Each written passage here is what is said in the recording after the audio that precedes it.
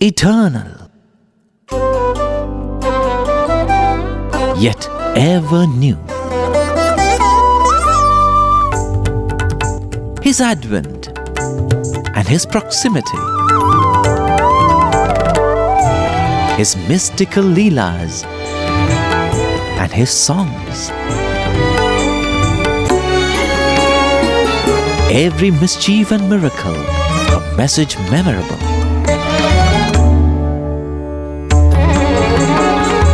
Every pain and travail a precept enacted.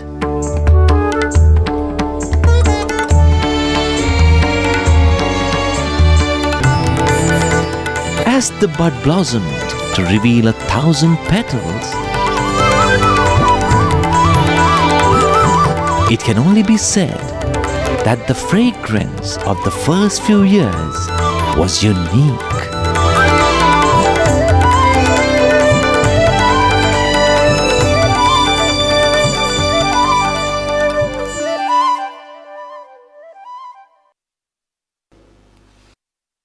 You know, when Jesus first said that He was the messenger of God, people got attracted to Him.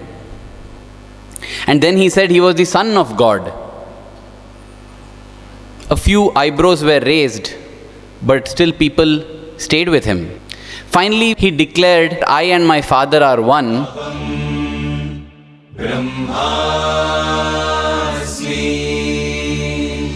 Somebody cast a stone and hit Him. Swami also tells us the story of a Muslim boy saint who kept repeating Anal Haq, meaning I am God, I am God. The scholars of that land advised the king to chop his hands and feet and hang his body from the gateway of the kingdom. And Swami says that every drop of blood that fell from his body kept saying Anal Haq, I am God, I am God. In little Satyam's case too, that is what we are going to see when he said, I am Sai Baba, I am God. The world is not ready to receive this inconvenient truth. We saw it in our own lives. When Swami would tell us in discourses, do bhajans, we form a resolve that yes, we will do bhajan. Swami says, do seva, yes, we will do seva. But Swami says, you and I are one. What is it that makes God and the men of God to keep sticking to this inconvenient truth when the truth brings them so much physical and mental and psychological harm?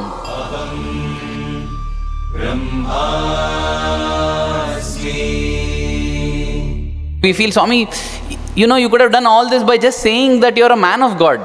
Nobody would have criticized you only. Simply, from your childhood, the minute you said you're God, this criticism has come. What is it that gives the courage or makes these people, makes the avatar state this inconvenient truth? You are given sugar to taste. You taste sugar and you know that sugar is sweet. Somebody comes and tells you sugar is not sweet. You say, no, sugar is sweet. Then they come and tell you, here is the record of observations of the scientists who say that sugar is not sweet. You say, no, sugar is sweet. Then somebody comes and tells, if you say that sugar is sweet, I am going to break this chair. Break the chair. Sugar is sweet. If you say sugar is sweet, I am going to break those pots. Break the pots. Sugar is sweet. Pulls out a gun, puts it to your head. If you say sugar is sweet, I am going to pull the trigger. Okay, fine, sugar is not sweet. No need. Put the gun to your father's head or mother's head, your child's head.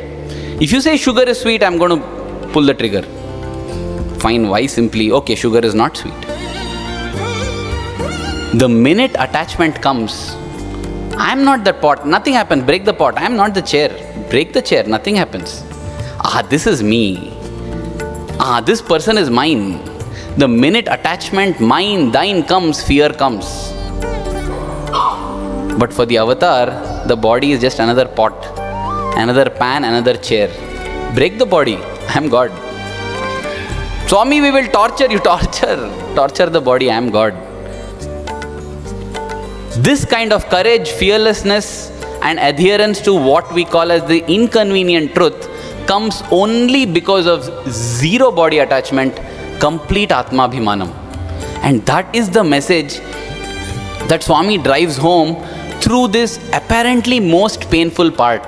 Even in the later years, I remember Professor Anil Kumar sir saying to Swami, Swami, there must be a great pain, right? Because the hip is fractured. Swami said, oh, the pain is tremendous. Swami, how much you are suffering? Hey, no suffering. There is pain, but there is no suffering. If I am not the body, how can I suffer? I am not the body. I am not the mind. I am the Atma. And this is the progression that we will see in Swami's life too. Everything failed, as we said. The scholar failed, the doctors failed, the exorcists failed.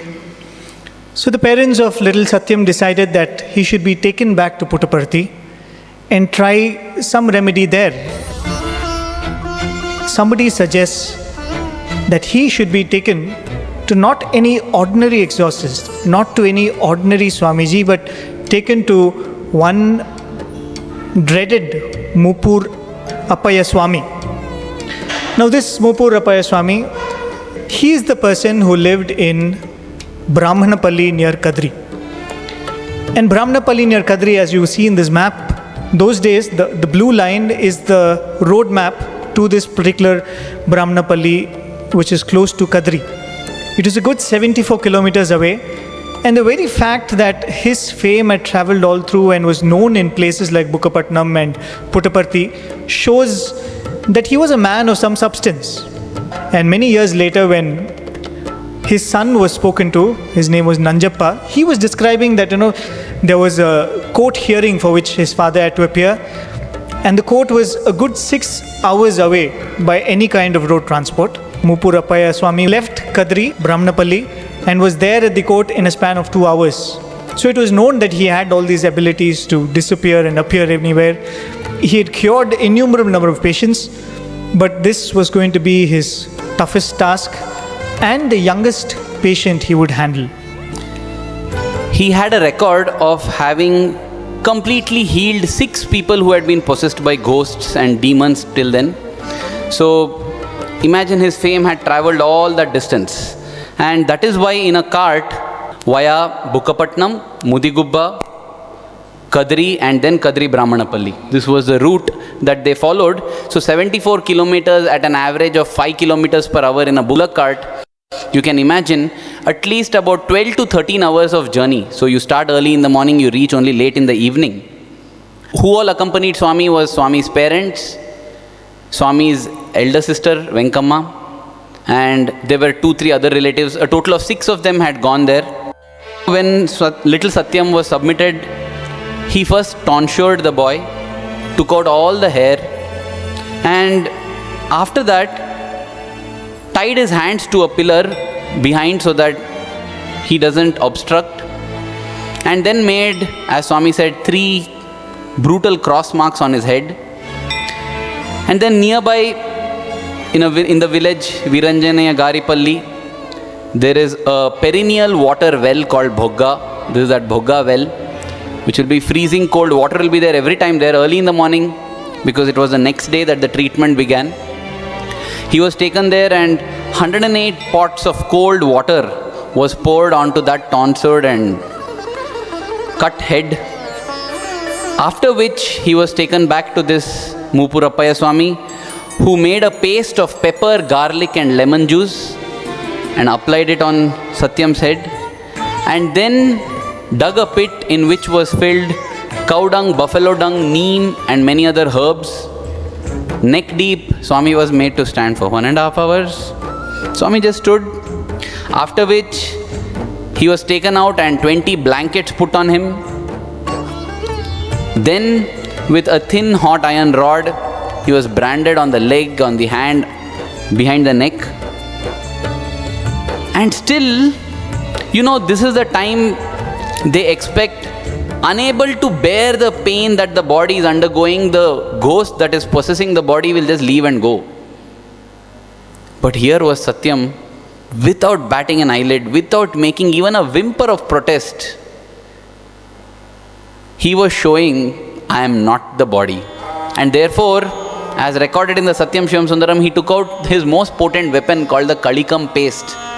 made with many ingredients, a very pungent kind of paste, which he applied directly to the eyes of this little boy. When this kalikam paste was applied to Swami's eye, not only his eyes, his face swelled. He could not be recognizable. The opening of the eye became a small orifice. And the mother and sister could not bear this. And they broke down, they started sobbing. And imagine, Swami has gone through all this. And so beautifully depicted in all those pictures which you showed, that he was so calm, he was so composed. Not once did he actually say that don't do this to me or anything of that sort. He was very calm, and in fact, only after this kalikam paste was applied, Swami started shivering, the body started reacting. And he did not try to stop this or cure himself, even when he was put through all this. But when he saw his mother and sister break down, he called them to himself and he suggested a remedy. He said, you bring these particular leaves and you make this paste and apply it. It will bring down the swelling. And that's what they did.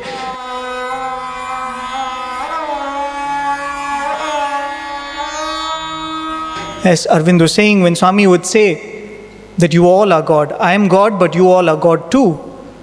Invariably, whenever Swami would say that you all are God, the first image which probably would come in our mind is, but I cannot wave my hand and materialize objects.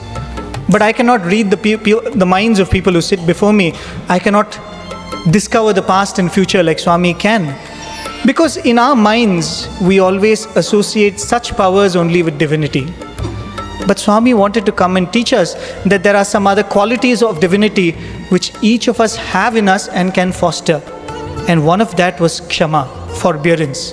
And Swami was actually, through this horrific episode, proving that when I say that you are also divine, when I say that you are also God, these are the qualities you have to relate to, and these are verily inside each one of you.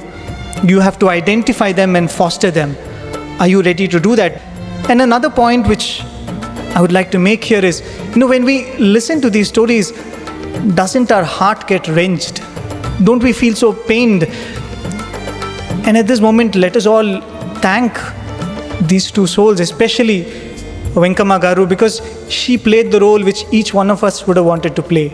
Because she was the one who sat beside Swami through this entire episode and consoling her. Because the mother could not bear it. The mother went away. It was Venkama who sat there, who sat beside Swami. She said, this boy seems to be wilting under your treatment. Maybe we need to take him back, energize him and bring him back to his normalcy so that you can continue your treatment.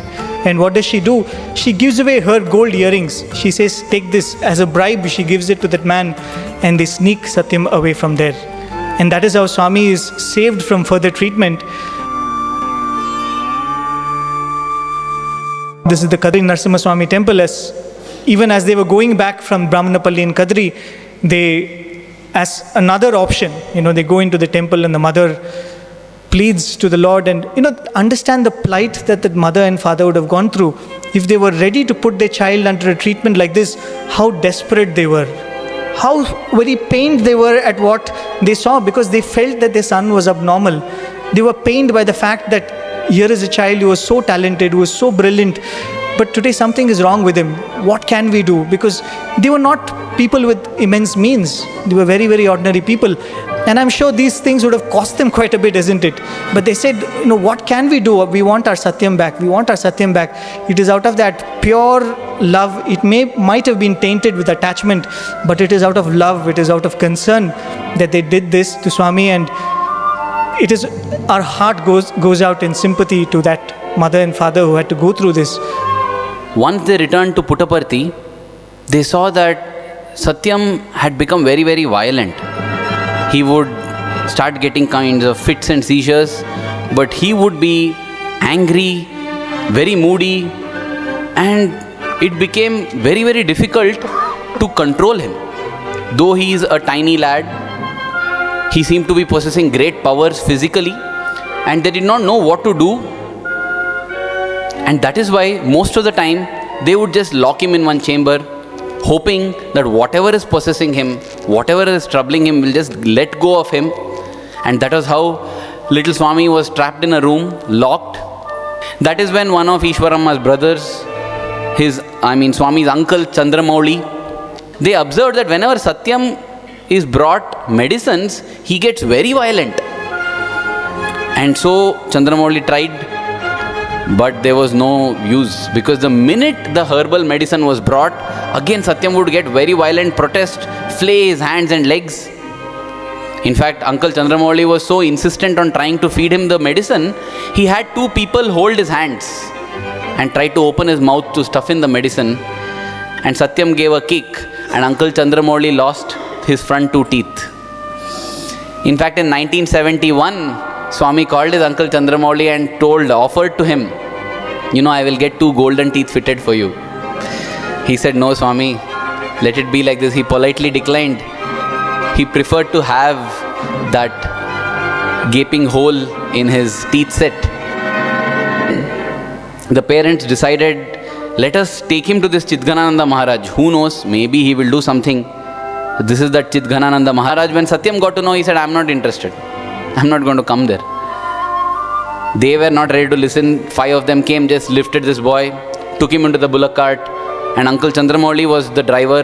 He was holding the 2 bullocks, and they set out Puttaparthi to Kottachervu. Again, you have to cross the same Bukkapattam lake.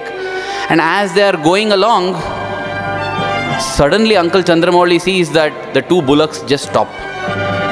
And then he sees the mountains are growing in size, and they are all about to collapse on him.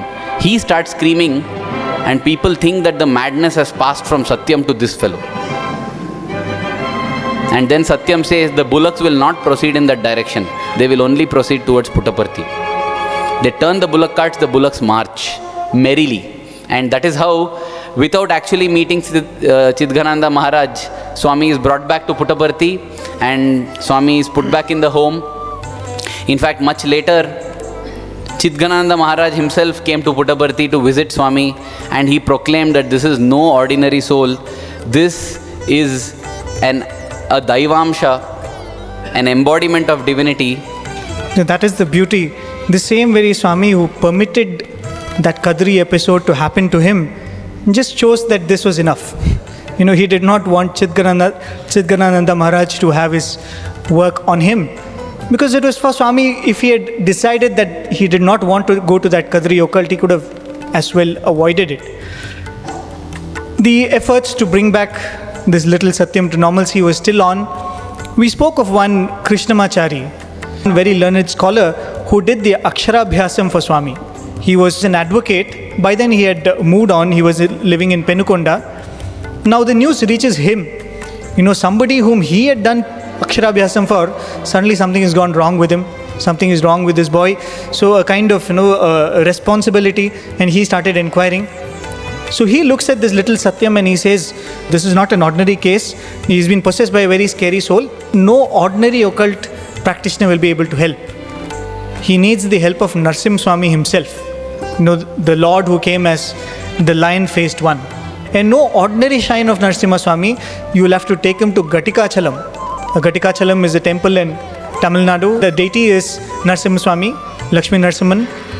And the father, in all humility, he starts taking down the directions. All right, if that is the temple which will give us redemption, let's take our child there. So he starts taking down, where is this place, how do we go? Swami asks, who is there in that temple in Gatikachalam? You fools, are you trying to take me to me? And that is when Krishnamachari says that, there is nothing that can be done for this boy. God save him. And he moves away, and that was his attempt. Now, the father, Pedda Venkama Raju, had great regard for P.T. Krishnamachari. P.T. Krishnamachari, as we said, had done Swami's Aksharabhyasam. He was a revered scholar who had grown in stature so much that he no longer stayed in Puttaparthi. He was now in Penukonda. And here, my son has insulted such a great scholar. Swami's father was very, very, very angry.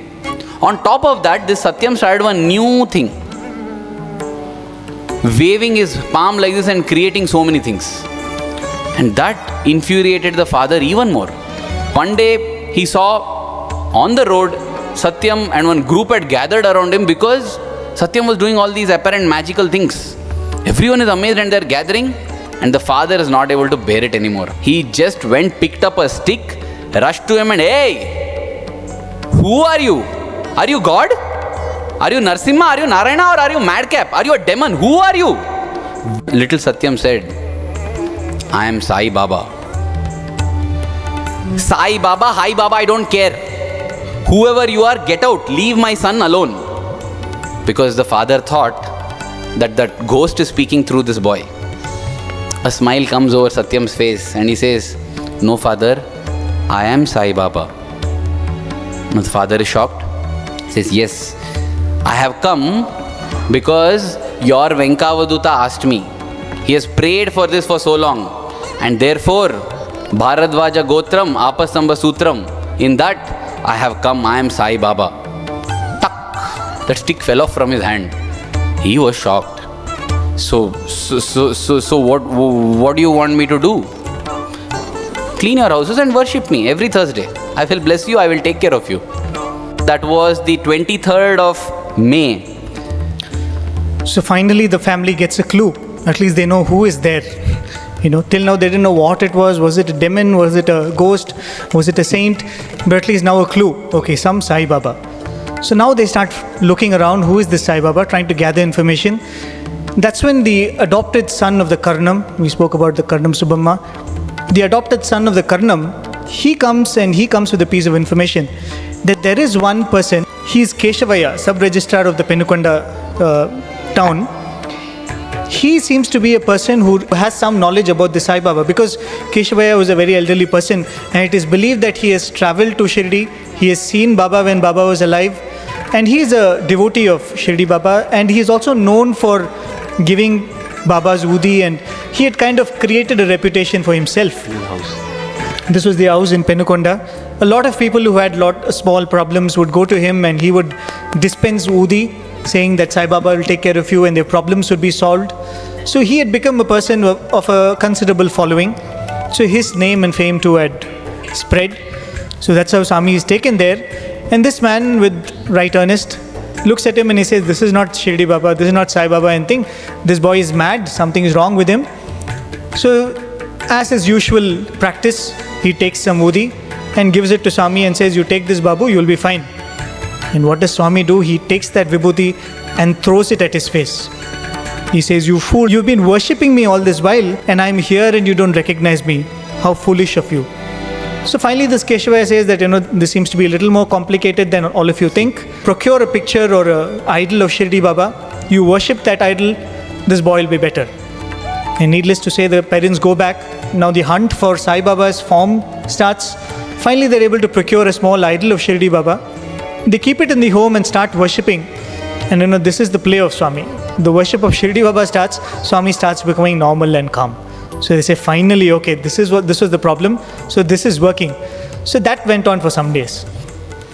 In the meanwhile, some people, as Prem said, this Keshavaya, the sub-registrar at Penukonda, he has his own Bhakta following, Bhakta Brinda there. Because he is acting like one mini Shirdi Baba there, basically. In the sense, whoever comes, he says, take this Udi, you'll be fine. And they get fine and they feel, oh, yo, Keshavaya, great. He also enjoys that. He does some Narayan Seva. He does some poor feeding. Basically, he's taken on the glory of Shirdi Baba and he's doing it. So, he has his own loyal following there. And one person from that following is infuriated that some chit of a boy from some village comes and insults our Keshavaya Garu. So, one such person travels all the way from Penukonda in search for Satyam and comes. And he arrives at the house and he asks, where is that boy? He says he's Sai Baba. So the parents, Ishwaramma is there, mother. She says, no, nothing. See, he was in this thing. No, so just leave it, you go off. I am Sai Baba. From inside the voice comes, Arey, be quiet, yaar. Mother feels, Arey, you keep quiet for some time. So that man is now, he says, just because you tell you're Sai Baba, you think you become Sai Baba. What is the proof, huh? What is the proof that you're Sai Baba? You want proof? I will give you proof. And then Swami says, get me some flowers. So this man doesn't know where to get flowers from Puttaparthi. He looks towards Ishwaramma. Ishwaramma Garu goes and gets some jasmine flowers. And Swami picks those flowers and just throws them. And there they form in beautiful Telugu letters, Nenu Sai Baba. I am Sai Baba. And this is something amazing for that person as well as the mother to see. And yes, different artists have imagined this scene in different ways. Later on, Keshavaya himself visits Puttaparthi And at that time, he makes a prophetic statement. He says, this boy, one day, maybe sometime later, but one day he's going to become more famous than me.